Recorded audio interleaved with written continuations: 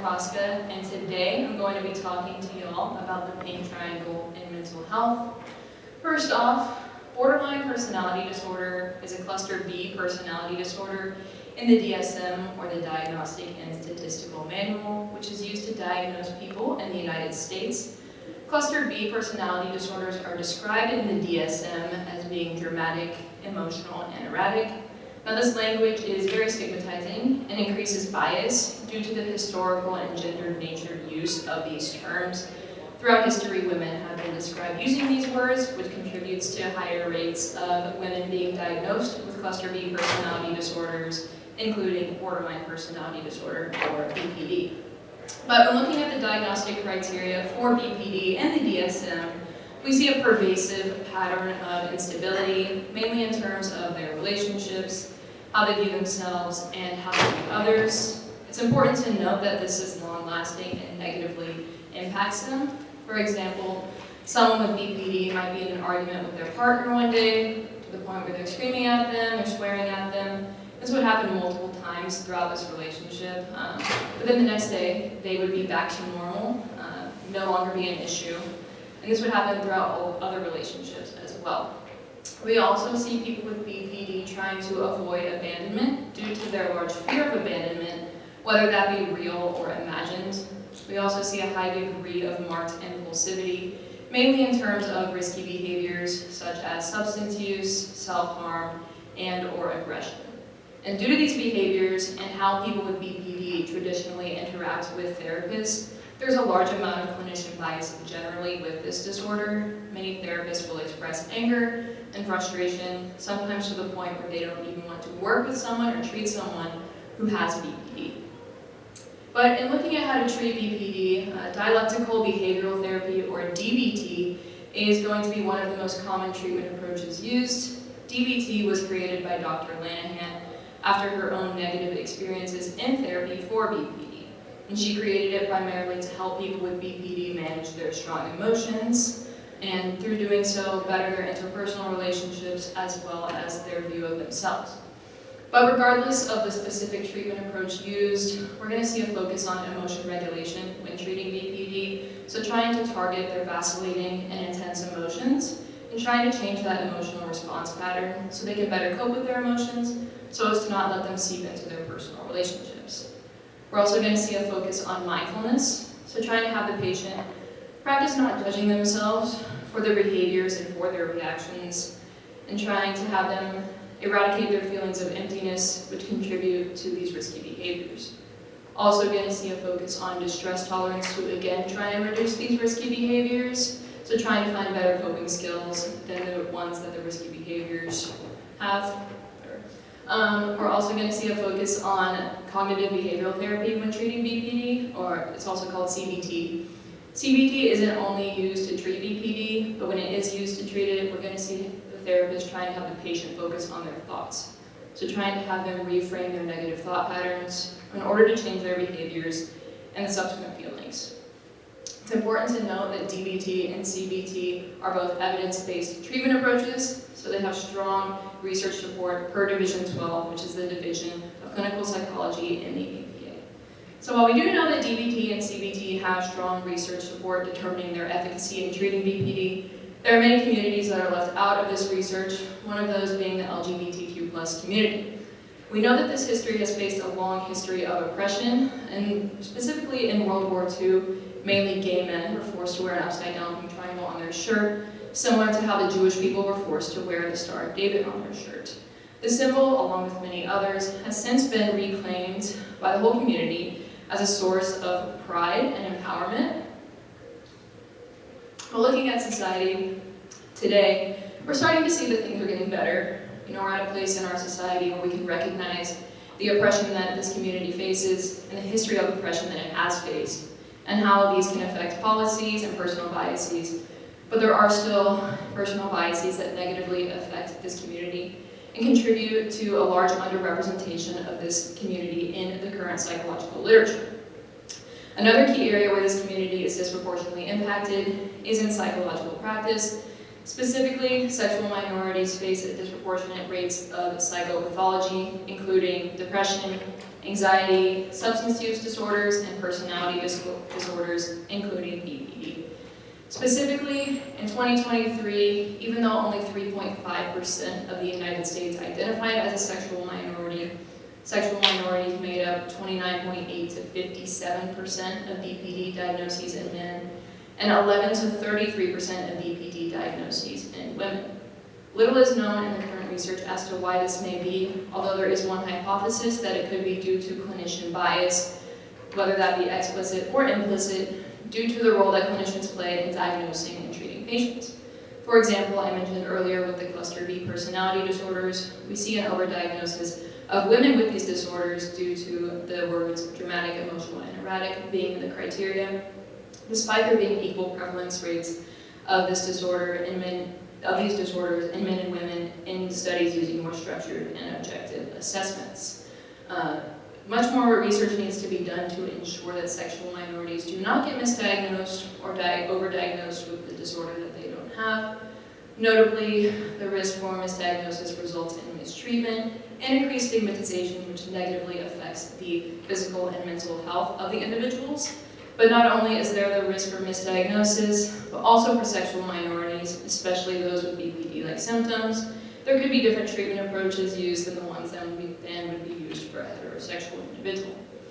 Now, given the higher prevalence rates of BPD in sexual minorities and the potential impact of clinician bias in those rates of overdiagnosis, I was interested to know how clinician bias would show when working with a sexual minority with BPD. More specifically, though, I was interested to see how treatment approaches might vary between a heterosexual female presenting with BPD symptoms and a lesbian with the same BPD symptoms. I hypothesized that clinicians would demonstrate biases in forms of treatment when examining a case example with a lesbian client with symptoms of BPD compared to the counter case example of a heterosexual female with the same symptoms of BPD. When looking at my study specifically, we require participants to be at least 18 years of age, be a licensed practicing mental health clinician, which includes licensed professional counselors, social workers, school psychologists, and psychologists. We recruited from the National Latinx Psychological Association, the NLPA, the Asian American Psychological Association, the AAPA, St. Edward's University Masters of Counseling professors, and St. Edward's University Counseling Center. Also, the study was IRB approved. Looking at the demographics of the participants, we saw that majority of the participants were 25 to 34 years old, or 35 to 44 years old, which is represented by the red and orange slices in the chart on your left. We also saw that most participants were cisgender women, which is represented by the large pink slice in the chart on your right. When participants were asked about their race, they were allowed to select multiple answers, so the numbers you're seeing here are not representative of the total number of participants. Although we did see that 45%, so the majority of participants were Asian American or Asian, followed by 35% being Latinx or Hispanic, 30% being white or European, lastly followed by 10% being African American or Black. Most of the participants did identify as being heterosexual, although we did have some that identified as being bisexual or queer, so a part of this sexual minority community, and the majority of participants were licensed psychologists, followed by counselors, and then a small number of social workers. The study was conducted through an online survey through Qualtrics, where participants were randomly assigned one of two case vignettes. One of those with a heterosexual female with BPD symptoms, the other with a lesbian with the same BPD symptoms. The case vignettes were exactly the same, except for the gender of the partner. So for the heterosexual vignette, we used a traditional male name, he/him pronouns, and we specified that the partner was a boyfriend. It was the exact opposite for the lesbian, so we used a traditional female name, she/her pronouns, and then again specified that the partner was a girlfriend. Now, after they read the case vignette, participants were presented with 9 different treatment approaches that they could use in treating the patient, and they were allowed to select multiple, and we also gave them the space to write in their own treatment approach if they wanted to use a different one than the ones that we presented to them. Looking at the results for the heterosexual vignette, we saw that emotion regulation and distress tolerance on the left were going to be the most common treatment approaches used, followed by validation of feelings and experiences. When looking looking at the lesbian vignette, we saw that validation of feelings and experiences was the most common one used, followed by emotion regulation, and then again followed by distress tolerance. Looking solely at the treatment approaches that we presented to the participants, we started to see consistency in treatment approaches applied and proportions when we looked at emotion regulation, distress tolerance, stabilization techniques, validation of feelings and experiences, and narrative therapy all the way on your right. We started to see differences when we looked at attachment therapy, thought records, spiritual belief practices, and conceptualizing meaningful mental states. When looking at the treatment approaches that the participants wrote in themselves, looking at the heterosexual vignette, we saw that DBT and trauma-informed therapy were both written in for the heterosexual vignette and not for the lesbian vignette. It is important to note here that there was no indication that the patient in the vignette had trauma, but clinicians still wrote in that they would utilize trauma-informed therapies. Looking at the ones that were written in for the lesbian vignette and not for the heterosexual, we saw that ACT, or acceptance and commitment therapy, was written in. This is a combination of CBT and DBT. EMDR was written in, which focuses on healing trauma through eye movement. Solution-focused therapy, emotional awareness, and lastly, her choice were all written in as well. I do want to draw attention, though, to the small number of participants that wrote these in, both for the heterosexual vignette and for the lesbian. Overall, though, we did see consistency in treatment approaches applied regardless of the sexual orientation of the vignette. We did see a slight difference in terms of utilizing trauma-based intervention methods for the heterosexual vignette. That is in light of recognizing that only 2 out of the 10 participants presented with the heterosexual vignette stated that they would use trauma-informed therapies, which makes it hard to determine any statistical significance. I also want to draw attention to the AAPA and the NLPA, which were 2 of the main organizations that we used to recruit participants. Both of these organizations focused on increasing research, awareness, and advocacy for Asian American and Latinx psychology. The main values of these organizations is to promote representation of ethnic minorities in psychological research. Now, given that most of our sample comes from these 2 organizations, it implies that most of our sample may already hold similar values in trying to be culturally competent for ethnic racial minorities, which may extend to other marginalized groups, such as sexual minorities, that we're studying. Additionally, the lack of big differences between treatment approaches by the vignette may mean that these treatment approaches were already comprehensive, regardless of the patient's sexual minority status, thus not having significant differences between the vignettes. Looking further at these limitations, though, again, the smaller sample size, which made it hard to determine any statistical significance overall. Looking at the demographics, most of the participants were on the younger side, and we did end up recruiting some sexual minorities, which could have resulted in more skewed and comprehensive treatment approaches used. And then looking specifically at the vignettes, we didn't explicitly state that the patient in the vignette had borderline personality disorder. We did strongly imply it based on the symptoms that she was presenting with. But because we didn't explicitly say it, the participants could have been trying to treat a different disorder, which would have resulted in different treatment approaches being selected. Looking towards the future, though, I do want to continue this study and build on it with a larger sample size, so it would be easier to determine statistical significance, have a more broad and diverse participant pool to see if it would reveal any differences in the biases, and I would like to engage in a more complex study where I can look at the diagnosis itself and not just the treatment approaches, but that was too complex given this study design and the smaller sample size. Mainly, though, I just want to keep increasing awareness for this community, recognizing that we do need to engage in more research so that we can continue to promote the well-being of these individuals. And lastly, I just want to say thank you all for listening and coming. Thank you, Dr. Bellis, for being my mentor and always helping me, and my mom for always supporting me. Does anyone have any questions?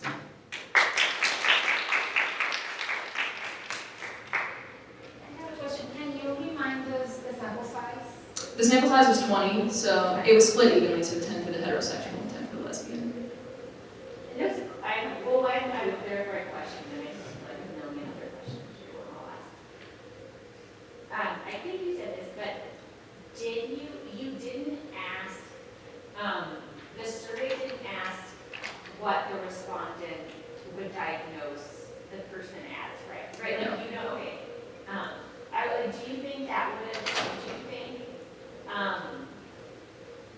do do you think you would have gotten different responses, maybe even different diagnoses from the clinicians, like, and if that would have been skewed by what they knew about the big distance patients?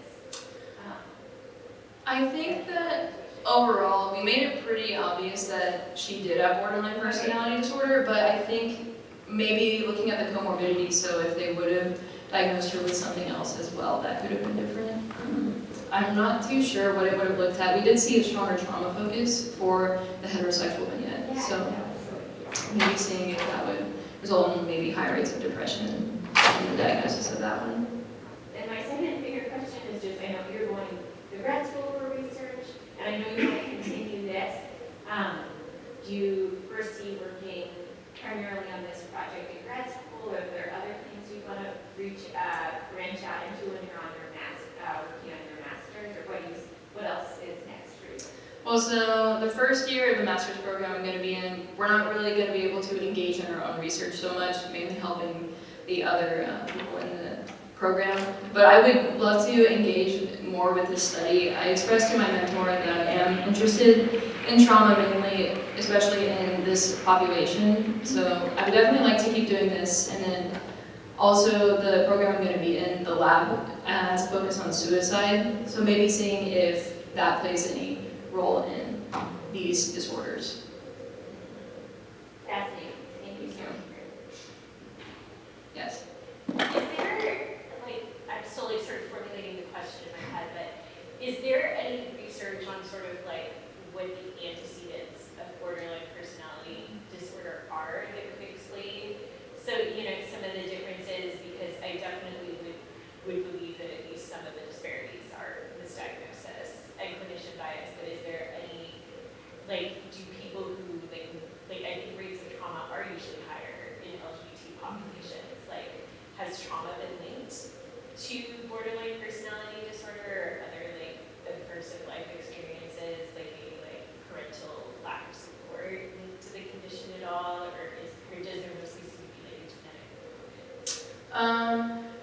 We're still like not able to pinpoint exactly what the cause is, but trauma is one of the biggest predictors for developing borderline personality disorder.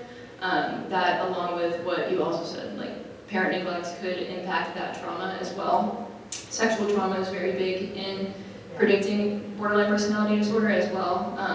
But that's mainly why I was interested in doing this study, to see if they would focus more on the trauma for the sexual minorities, given that they do experience higher rates of trauma. And it was actually the opposite. I know. Yeah, I know it was a small group. I know. Interesting. We were very surprised to see I that. wonder if it's like people assume that people with female partners don't have trauma because they don't think about person's past potentially, right? They just think about like their current relationship. Yeah. Could be why. Don't know.